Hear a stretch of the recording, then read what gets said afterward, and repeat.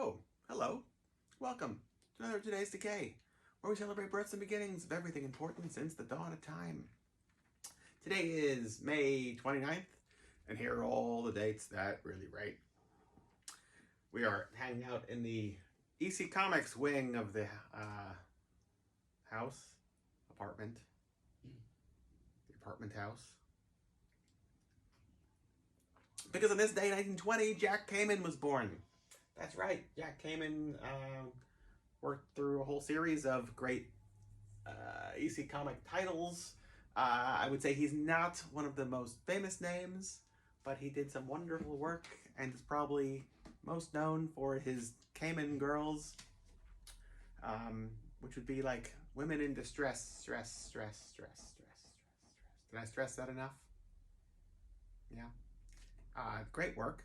I love what he did, his style, and if anything is a testament to his artistry, it would be that for Creepshow in the early 80s, that iconic artwork of like the kids surrounded by all sorts of monster toys and models and books and stuff,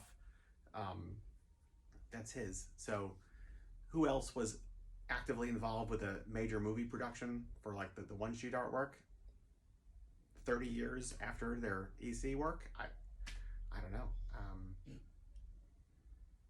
Maybe just, I guess Bernie Wrightson was actively still doing stuff, but Jack Kamen has the goods, does delivers the shivers.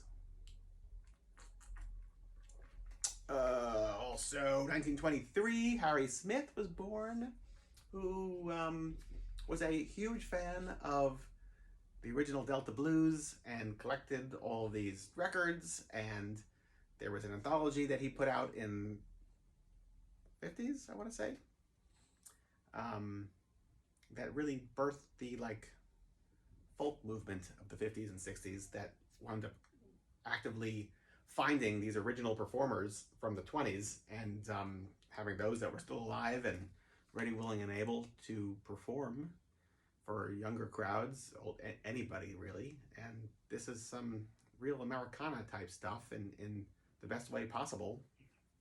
They were able to make money in the second half of their life, doing things they didn't think ever probably earned them money. And it's very much responsible for rock and roll as we know it. Because without it, without the history, you're nothing, right?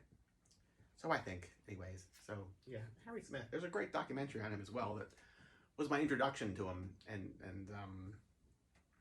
I'm very grateful that he existed in the world. Oh, speaking of which, my parents married on this day, 1976, 45 years ago. That's a record. It's a record for them so far, and it's a record for the rest of us, because it's, 45 record. Enough about me. Polyester and Dead and Buried both premiered on this day, 1981. Love both movies.